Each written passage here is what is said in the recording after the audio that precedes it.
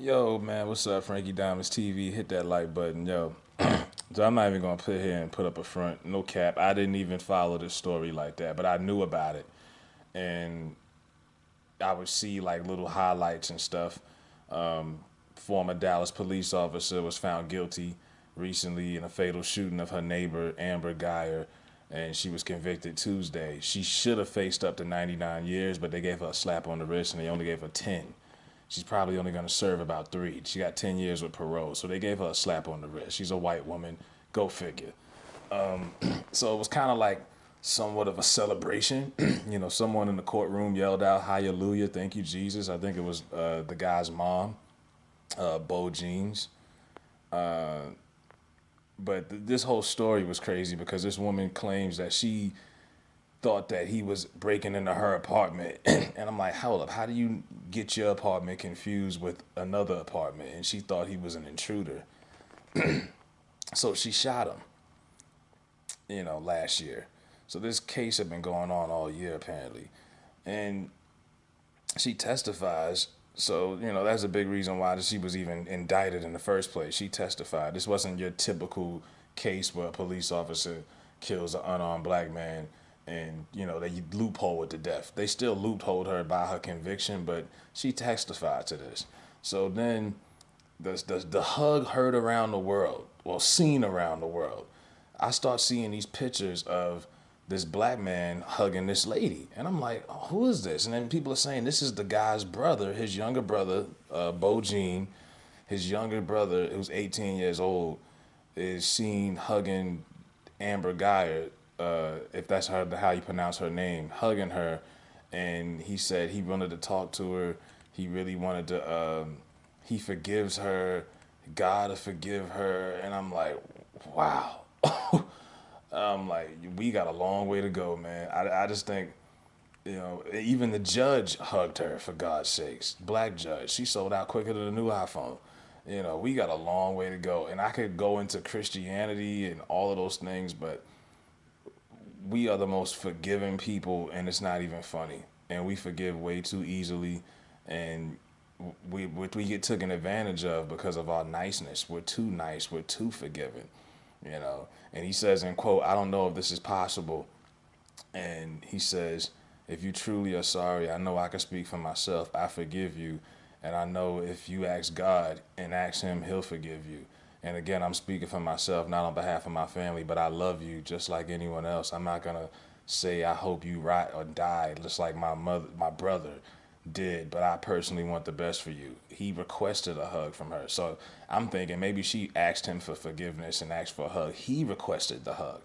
Now, I'm not no expert, I'm not a psychologist, but if you've ever grieved and you've been going through death, you've seen, when you're grieving, you will want a hug or any type of consolement from people. So that's kind of natural.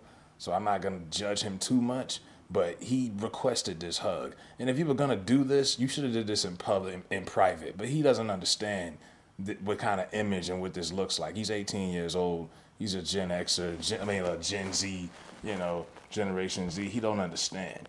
But you do this in public, like private. You don't do this in public. To tap out to the oppressor like that in public is like he submitted. He submitted to the ankle lock in public. Figure four leg, crippler, crossface, sharpshooter. He submitted. It's a bad look. It looks like a sucker move. He looked like a straight lollipop. And then the judge, don't even get me started on this judge, an African American woman. I've never seen black people get this kind of sympathy in court from white folks with the other shoe is on the other foot. I ain't never seen a white judge hug a black man who just got convicted of a crime of murder, of any of that. None. If you can look it up on Google and find it, I'll give you $100 in my pocket right now. Never have I seen it. This shit has got to stop. The over the top forgiving shit, because white women are the second hierarchy in this country. They barely go to jail. They get first class treatment.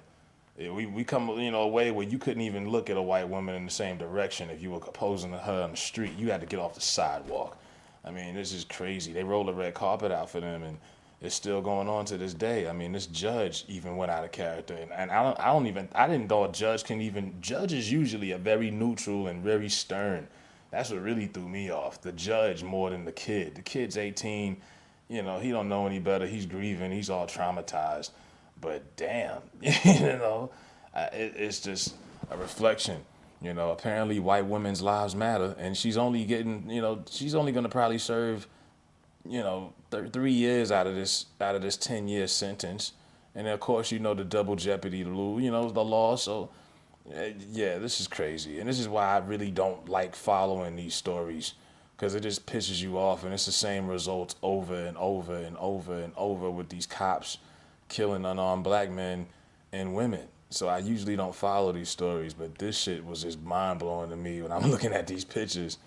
And it's just like, wow. And of course, they're going to use this as propaganda. This is how we need to create dialogue when it comes to race, and we need to be more forgiving. But that's our problem. We've been too forgiving for so fucking long. When are they gonna fucking admit to their wrongs? When are they gonna fucking give us a break? It's crazy. We gotta cut this shit out, man. You could bring God into it and Christianity and all that other shit. Right is right, wrong is wrong. Me personally, I'm not gonna forgive you if you kill my brother. Maybe 50 years from now, but in the heat of the moment, fuck that. But yeah, this is wild. Black folks got a long way to go, and that picture right there set us back. That was very humiliating and embarrassing, to say the least.